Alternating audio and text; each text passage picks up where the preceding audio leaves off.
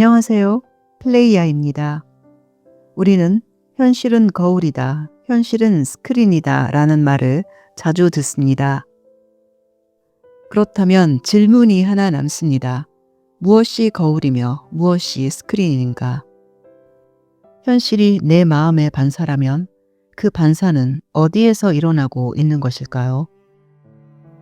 바샤는 이 질문에 매우 명확하면서 구조적인 답을 제시합니다. 우리가 현실을 경험하도록 반사하고 투영하는 역할을 하는 것은 바로 상위자아입니다. 상위자아는 특정한 주파수로 우리의 의식을 감싸며 에너지적 거울 표면을 형성합니다. 상위자아를 거울에 비유할 수 있는 이유는 우리가 발산하는 진동을 왜곡 없이 돌려주기 때문이고, 스크린에 비유할 수 있는 이유는 그 반사가 외부에 펼쳐진 장면처럼 체험되도록 만들기 때문입니다. 따라서 우리가 외부라고 믿는 것은 사실 상위자아를 통해 비치고 있는 나의 핵심적인 믿음입니다. 상위자아는 나의 내면에서 중심이 되어 나를 안내하는 역할도 하지만, 우리가 가장 깊이 사실이라 믿고 있는 내용을 현실이라는 형태로 비춰주는 거울이자 스크린이기도 합니다. 다른 말로 하면 물질계는 우리가 사실이라고 믿는 만큼 현실이다 라고 정의할 수 있습니다.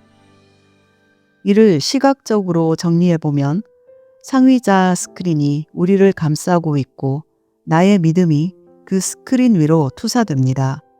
그리고 그 투사된 믿음은 다시 나에게로 반사되어 돌아오는 것이 바로 감정입니다. 우리는 이 현실을 무엇보다 감정을 통해 체험합니다.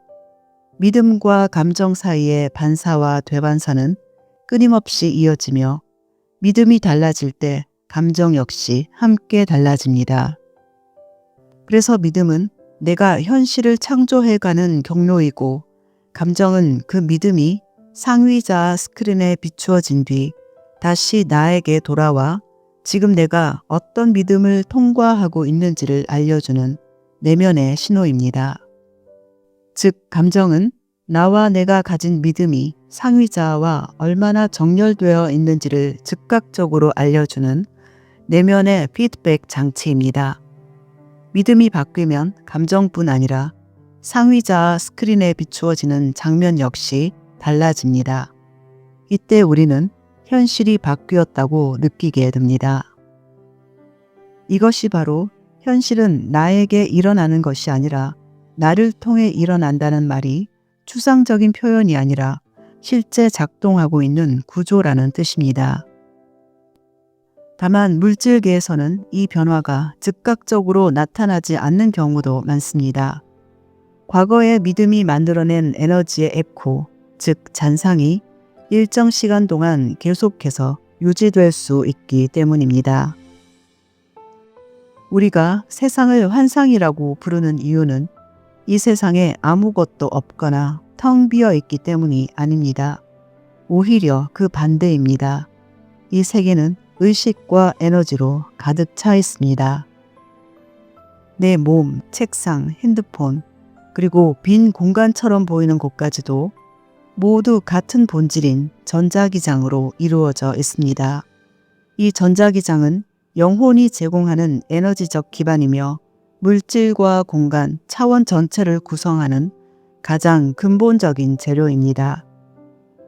그럼에도 우리가 세상을 환상이라고 부르는 이유는 없는 것을 보고 듣기 때문이 아니라 있는 그대로를 경험할 수 없는 구조에 있기 때문입니다.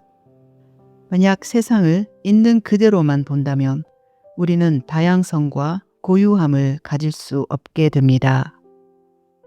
그 결과 모두가 같은 방식으로 경험하게 되는 단조로움 속에서 물질계라는 차원 자체를 체험하는 것 역시 불가능해집니다.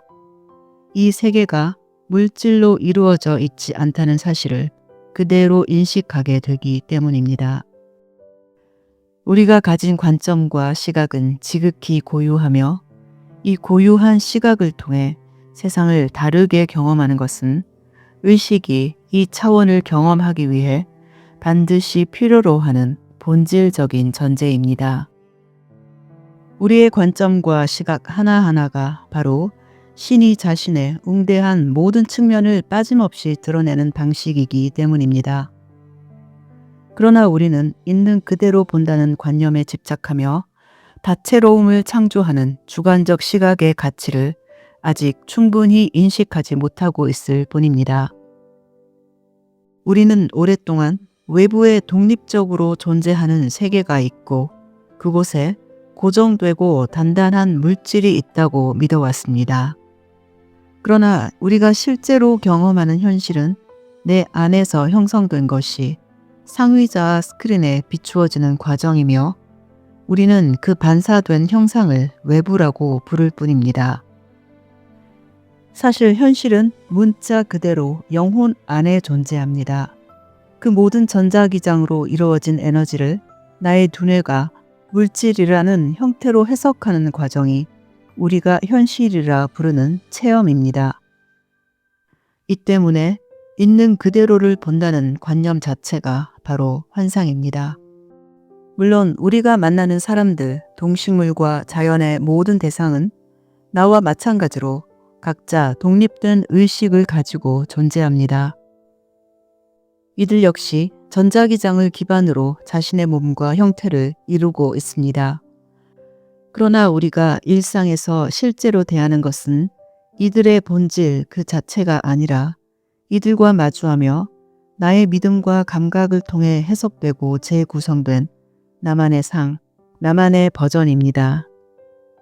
거칠게 비유하자면 내가 연필로 그들을 스케치한 뒤 색을 입히고 그 그림을 들고 이것이 그들이다 라고 믿으며 대화를 하고 교류하는 것과 같습니다.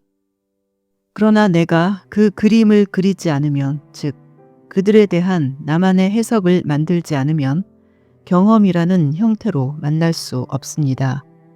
그래서 누군가를 경험하기 위해선 반드시 나만의 해석으로 그들의 그림을 그려야 합니다. 이러한 구조 때문에 순수하게 객관적인 경험이라는 것은 존재할 수 없으며 우리가 경험하는 현실은 본질적으로 주관적인 체험일 수밖에 없습니다.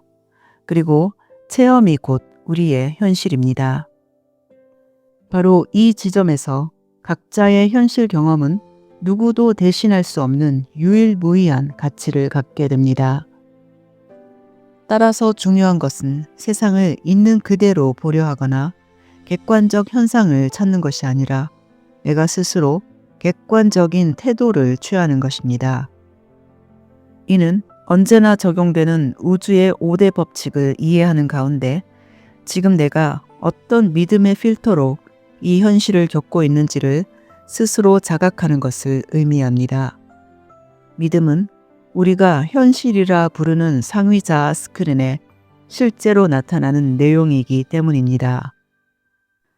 충분한 정보와 실험 없이 선입견이나 추측만으로 대상을 해석하고 있지는 않은지 내 판단의 근거가 나의 어떤 믿음과 정의에서 나오고 있는지를 바라보는 이 시점이 주관적인 현실을 가장 객관적인 태도를 가지고 마주하는 방식입니다.